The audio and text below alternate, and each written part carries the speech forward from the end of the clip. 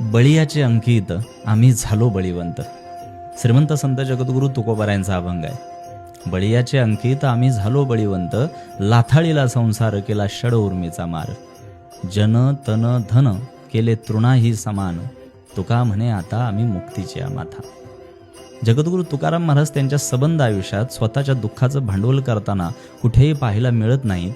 आणि हाच सर्वात मोठा वैशिष्ट्यपूर्ण गुण जो मानवी जीवनाच्या दृष्टीने अत्यंत महत्त्वाचा आहे. आपण तुकोबारायांकडून शिकायला हवा, घ्यायला हवा. अनेक संकट आली, अनेक आव्हानं आली, पण त्याही वेळी आम्ही परिस्थितीच्याही छाताडावर पाय देऊन थाटात उभे होतो. याचं कारणच जणू तुकोबारायांनी या अभंगात सांगितलंय. बळीयाचे अंकित आम्ही झालो बळीवंत. बळीया माझा पंढरी राव, तो या देवांचाही देव. अशा देवाचे आम्ही अंकित असल्याने आम्ही देखील बळीवंत झाल्याची गोष्ट तुकोबाराय अभिनिवेशानं सांगतात. आम्ही बळीवंत झालो, स्वतःवर काम केलं, रडत बसलो नाही.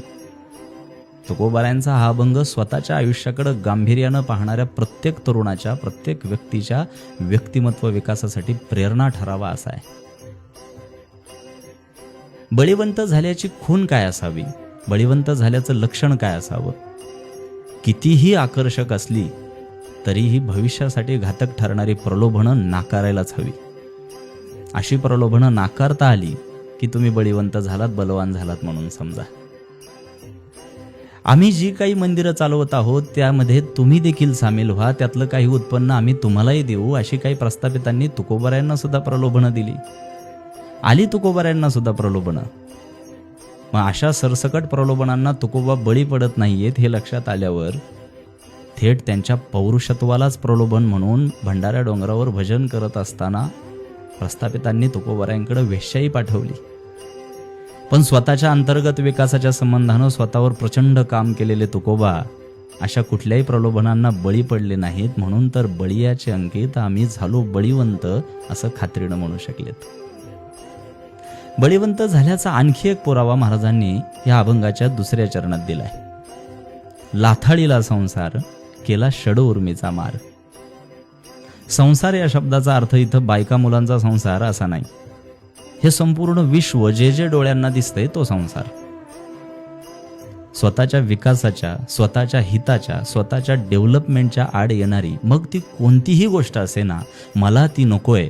लाथाळीला संसार केला षड उर्मीचा मार. माझ्या कल्याणाच्या आड येणाऱ्या षड उर्मी सर्वप्रथम मी मारल्या. आता षड उर्मी लक्षात घ्या. तहान, भूक, शोक, मोह, जन्म आणि मृत्यू या षड उर्मींच्या पलीकडे गेलो म्हणून केला षड उर्मीचा मार.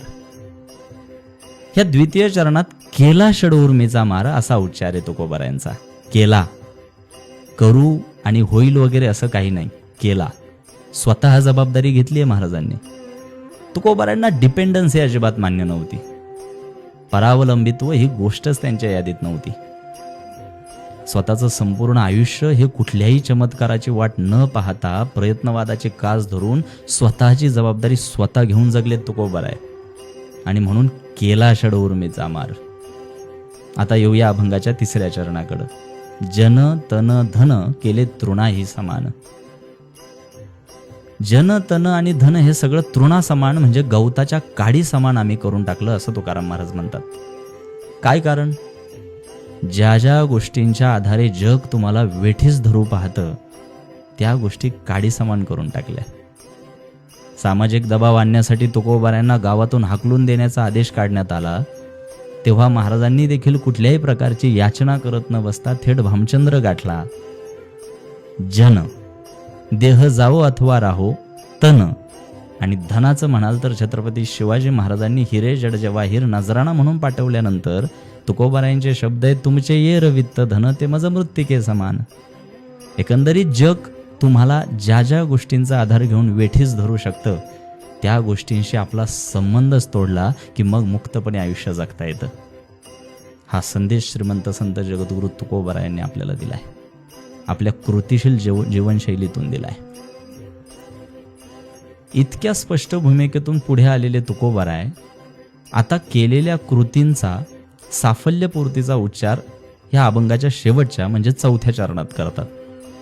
तुका म्हणे आता आम्ही मुक्तीची माथा. लौकिक अर्थानं जगाला महत्त्वाच्या वाटणाऱ्या गोष्टींपैकी कुठलीही गोष्ट तुकोबारायांवर प्रभाव टाकू शकली नाही. किंबहुना इतकं बळीवंत, इतकं मजबूत महाराजांनी स्वतःला बनवलं की महाराज शेवटी म्हणतात, आम्ही मुक्त झालो, मुक्तीच्या माथ्यावर विराजमान झालो. तुका म्हणे, आता आम्ही मुक्तीची या माथा. आपल्या नुकसानाला जबाबदार असणाऱ्यांवर आपण जितक्या सजगतेनं आरोप करतो तितकंच दोषी आपण स्वतःला सुद्धा ठरवायला हवं. कारण सदरील अभंगात जितका वस्तुनिष्ठ विचार तुकोबारायांनी स्वतःबद्दल केला आहे तितका आपण स्वतःबद्दल कधी करत नाही. आणि म्हणून कधीतरी स्वतःलाही आरसा दाखवणं गरजेचं आहे.